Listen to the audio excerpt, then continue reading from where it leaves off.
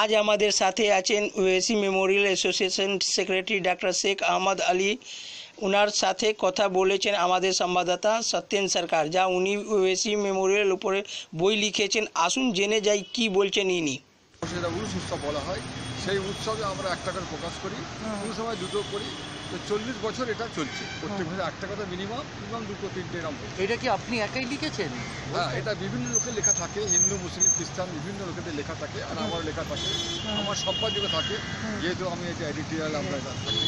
এবং 19 শতাব্দীর যুগশ্রেষ্ঠ সুফি সাধক মানে সুফি ফতে আলী ওয়াইসি, যার মাজার কলকাতা মানিকতলাতে আছে, এবং যিনি 1886 সালে মানে পরলোক গমন করেছেন, তারই স্মরণে এই উরুস উৎসব হাজরত শাহ জালালি পীর কেবলা, যার কানফুলি পীরডাঙ্গায় সমাধি আছে, তিনি এটা প্রতিষ্ঠা করেছিলেন। ওই মানিকতলাতে 40 দিন 40 রাত থাকার পরে ওনার আদেশ হলো সেখানে 1949 সালে উনি এটা প্রতিষ্ঠা করলেন সাধক পীরকে। সেটাই চলে আসছে। আমরা ওয়াইসি মেমোরিয়াল অ্যাসোসিয়েশন 1980 সাল থেকে দায়িত্ব নিয়েছি। তার আগে আমাদের গুরুদেব যিনি, আমাদের পীর সাহেব যিনি হাজরত আল্লামা জাইনুল আবদিন আখতারি ওয়াইসি পীর কেবলা 1949 সাল থেকে চালিয়ে এসছেন। এবং আমরা আজ পর্যন্ত মানে আজ থেকে 3 বছর আগে ওয়াকফ বোর্ড যে কমিটি করে, তার আগে আমরা যোগ্যতার সঙ্গে সমস্ত সম্প্রদায়ের মানুষকে আমরা নিয়ে এই কাজ করেছি, এবং সকলেই আমাদের প্রতি খুশি। শুধু ওয়াকফ বোর্ড আমাদের প্রতি খুশি নয়, আমরা নাকি নয়, কিন্তু এলাকার হিন্দুরা বা অন্যান্য সম্প্রদায়ের মানুষ, শিখ জৈন কেননা খ্রিস্টান, সকলে আমাদের প্রতি খুশি আমরা যেভাবে সকলকে নিয়ে চলি। কিন্তু ওয়াকফ বোর্ড এখন একটা মানে এক্সট্রিমিস্ট গ্রুপের হাতে তুলে দিল, যারা ওখানে মেয়েদিকে যেতে দিবে না, যারা হিন্দুদিকেও অ্যালাউ করবে না, যারা অন্য সম্প্রদায় অ্যালাউ করবে না, যারা ওখানে ফুল দিতে দিবে না, যারা ফুল দিতে মানে আতর সুগন্ধি দিতে দিবে না, এরা নানা রকম ফতোয়া, তালিবানি ফতোয়া ওরা দিচ্ছে। বোর্ড সেটাকে মেনে নিচ্ছে, চিঠি দিলেও মানছে না। আপনি এই সংস্থার থেকে 1980 থেকে আছেন নাকি? হ্যাঁ, এটা আমারই প্রতিষ্ঠাতা।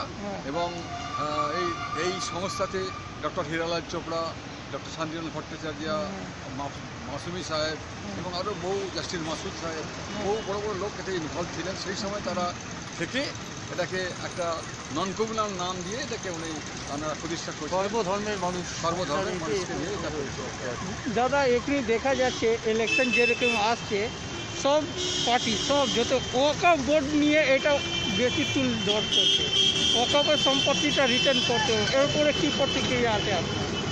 না, আমি তো ওয়াকফ বোর্ড নিয়ে প্রথম থেকেই 80 সাল থেকে লড়াই করছি এবং অনেক ফাইল সার্চ করেছি। এবং এটা একটা করাপশনের ঘুঘু বলতে গেলে। এখানে কিছু করা যাবে না, কারণ একই লোকেরা বোর্ডে ইলেক্টেড হয়ে আসছে বেশিরভাগই, তারাই সময় দেয়, তারাই ওয়াকফ সম্পত্তি লেনদেন প্রমোটিং যা কিছু করার সেই গ্রুপটাই করে। অন্য যত কমিটি আসলে কেন, যে পার্টি দেখে না কেন, তারা সময় দিতেও পারে না, আর তারা ওখানে ঠিকমতো পাত্তাও পায় না, হয়তো একটু পাত্তা পায়, কিন্তু লেনদেন প্রমোটিং বিষয়ে তারাই করে। সেই গ্রুপটাই বারবার যেখানে দিতে আসছে, আমি প্রথম থেকে দেখছি, এবং তারা যেটা বলবে সেটাই সবাই মাথা নেড়ে নেয়। এখানে ইলেকশনের সব পার্টির মধ্যে দেখছি ওয়াকফ বোর্ড নিয়ে টানাটানি করছে, এই রিটার্ন করে দেবো, ওই করে দেবো। ও কিছু করতে পারবো না, মাদ্রাসা নিয়ে আপনার টিচার কিছু করতে পারবো না, আমি দেখেছি কিছু করতে পারবো না। আমরা তো মহামিছিল করেছি, আমরা তো ওয়াকফ বোর্ড ঘেরাও করেছি, মহাকার অভিযান করেছি, কেউ শুনেওয়ালা নেই। এটা সব পার্টির মধ্যেই ইনভলভ আছে।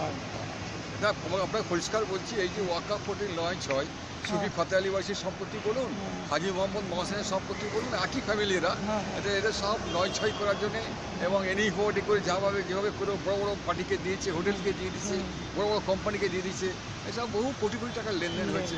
আমি নিজের চোখে এটা অনুভব করেছি, আমি নিজেকে বেশি এর মধ্যে মানে ভেতরে ঢুকে দেখেছি যে এই এক বিরাট মানে চক্রান্ত, কেন এরা মানে করাপশনের কুকুর বাসা যাকে বলতে হয়। দাদা, এই বইটা লিখেছেন আপনি, পাবলিশ কে করেছে? পাবলিশার কে আছে, আপনি নাকি অন্য কেউ? পাবলিশার আমি, তবে আমাদের ভক্তদের নাম আমি দিয়ে দিই, সব কিছু আমিই করি, তাদের নাম। এটা কতদিন লেগেছে আপনার লিখতে, এই বইটা বার করতে? আপনার কতদিন টাইম লেগেছে? 3-4 মাস সময় তো লেগেছে আমাকে, এবং আরও আগে যেসব বই এরকম সময় লাগে। এই বইটা কি ফ্রিতে ডিস্ট্রিবিউশনের টাকা দাম আছে? এটা বইটা দাম আছে, কিন্তু আমরা ফ্রিতেই দিই, একটা মূল্যায়ন আমরা করেছি, কিন্তু আমরা সব দেশে ফ্রিতেই দিই। এই বইও বিক্রি করতে ওখানে উঁচু সময় বারণ করছে, এই তালিবানি যদি কমিটি করে দিচ্ছে, বই বিক্রি করতে বারণ করছে, তার মানে প্রচারটা চাচ্ছে না। অনেক জায়গা আছে দেখছি এই বই যে কিছু বিক্রিও হয়, ওই টাকাটা কি আপনাদের না ফাউন্ডেশনে চলে যাবে, ওয়েসি অ্যাসোসিয়েশনে চলে যায়? এটা পয়সা আশ্বাসে যায় না, অ্যাকচুয়ালি তো আমার নিজের কাছ থেকে টাকা খরচা করে এটা করি আমি। হয়তো আমি এই যেমন এইটা তৈরি করতে যে 27,000-23,000 টাকা খরচা হয়েছে, হয়তো কত হয়তো খুব বেশি হলে 1-2 হাজার টাকা উঠবে, বাকি সব আমার পকেট থেকেই যায়। আর ফান্ডের কি আছে? আপনি এই এটা আমার বইটা শখ। এটা সব মানুষ বিড়ি খায়, সিগারেট খায়, মদ খায়, যা খায়, এটা আমার জীবনে ধর্মের নিয়ে এটা এনাকে নিয়ে আমি আজীবন মানে করে আছি। সেটা মানে এনার সঙ্গে আমি মিলিয়ে গেছি একটা পাইসি পীরের সঙ্গে। আমার অন্তরাত্মা এত ভালো লেগেছে, এরকম একটা মানুষ পৃথিবীতে এলো আর তাকে আমরা চিনতে পারলাম, আমার প্রচার তার হলো না, অথচ তিনি কলকাতায় আছেন, ভারতবর্ষের মানুষ, কলকাতার মানুষ, পশ্চিমবঙ্গের মানুষ। আমরা হাফেজ, সাদি এবং অন্যান্য ফেরদৌসি, ইরানের কবিদের নিয়ে, সাধকদের নিয়ে, আমরা বিদেশে নিয়ে আমরা আলোচনা করি, কিন্তু যিনি তাদের থেকে উচ্চ ধরনের একজন বাঙালি হয়ে ফার্সি ভাষায় এত বড় কাব্য মানে প্রফেটের উপরে লিখে গেলেন, আমরা সেটা মূল্যায়ন করতে পারলাম না, আমরা প্রচার করতে পারলাম না। আমরা খানকা নিয়ে পড়ে রইলাম, আমরা মসজিদ নিয়ে পড়ে রইলাম, আমরা নিজেদের স্বার্থ নিয়ে পড়ে রইলাম। কিন্তু এরকম একটা মহাপুরুষকে যদি আমরা সামনে আনতে পারতাম, আজকে যে মারামারি হানাহানি, আজকে যে ফাটাফাটি যা হচ্ছে, সম্পদের কাজ হচ্ছে, এটা কিন্তু মানুষের মনে, যুবকদের মনে থাকতো না। এটা আমার পরিষ্কার কথা। কারণ সেই সময় আপনাকে ধুয়ে দিচ্ছে মধ্যে, সেই সময় উনি সর্বসম্প্রদায়ের মানুষকে নিয়েই উনি চলেছিলেন। যেমন স্বামী বিবেকানন্দ এবং মানে আমার রামকৃষ্ণ পরমহংস সমস্বামী একই সময়ে, এবং আরও অনেক ঋষি অরবিন্দ বা আরও আমাদের মুসলিম যারা মনীষী আছে। পরবর্তীকালে এনার উত্তরসূরি নেতাজি সুভাষচন্দ্র বোস, মৌলানা আবুল কালাম আজাদ, কাজী নজরুল ইসলাম, এনার মানে চিন্তাধারায় আজকে তারা অনুপ্রাণিত হয়ে দেশের প্রতি আজকে আত্মত্যাগ করে গেছে। দাদা আপনার নাম? আমার নাম ডক্টর শেখ আহমদ আলী, আর হচ্ছে সাধারণ সম্পাদক ওয়াইসি নির্মল আসিস। তার মধ্যে ফুরফুরা হচ্ছে অবকাশের দিকে একজন, ওখানে আরও 5 জন আছে।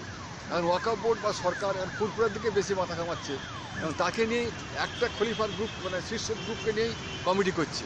আমাদের দাবি হচ্ছে ওনার 35 জন যে মূল শীর্ষ আছে বা ওনার ফ্যামিলির যারা আছে তাদেরকে নিয়ে একটা কমিটি হোক, তাহলে সুস্থ পরিবেশ চলবে। তাদের সকলে একজনকে রিপ্রেজেন্টেটিভ নিয়ে এটা হোক, এবং একটা খালি ফুরফুরাকে গুরুত্ব দেওয়াটা ঠিক হচ্ছে না, এতে মানে ক্ষতি হচ্ছে পরিবেশ। কারণ ওদের যে চিন্তাভাবনা, ফাতে আলী ওয়াইসির চিন্তাভাবনার সঙ্গে ফারাক হচ্ছে, যে প্রেমের চিন্তাভাবনার মধ্যে নেই যাদেরকে দায়িত্ব দিচ্ছে। প্রেম ছাড়া মানুষ ঈশ্বরকে পেতে পারে না, এটা কেমন? কিন্তু দেখা যাচ্ছে আপনার যে তহসিল দিকে আব্বাসের দিকে মানে দুটো মানে আপনাদের ভাগ হয়ে গেছে আপনার। ভাগ হলেও ওরা একই, পেঁয়াজের মেন জায়গা হচ্ছে একই, ওদের কোনো ওরা সব এক। এটা পলিটিক্স আপনারা বুঝতে পারবেন না, এটা পলিটিক্স আপনারা বুঝতে পারবেন না, আলাদা আলাদা দেখে ওরা খালি মানে যে যার স্বার্থ, আমি নোট বলবো না, যে যার স্বার্থ খুশি গেলে। দেখা যাচ্ছে আপনার মিম আপনার এখানে এসেছে, মিম আপনার মিম পার্টি আপনার মিমের পশ্চিমবাংলা কিছু সুবিধা হবে না।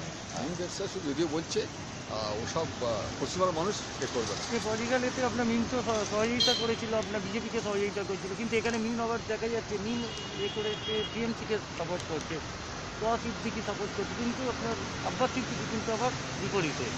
আমি তো আপনাকে বললাম ওদের সব এক, ওদের যত ভাই 70-80টা ভাই আছে সব একই, যত দিদির বলুক যাই বলুক কেন ওসব কথা মাথা ঘামাবেন না, ওদের পলিটিক্যালে কিছু লাভ হবে না। দেখবেন 1% ভোট, ওই যে বলছে একা দাঁড়াবো না, 1% যদি ভোট হয় পাই ওরা 1%, তাহলে আমার জান আমি জুতো দাঁতে দিয়ে পশ্চিমবাংলায় বলি।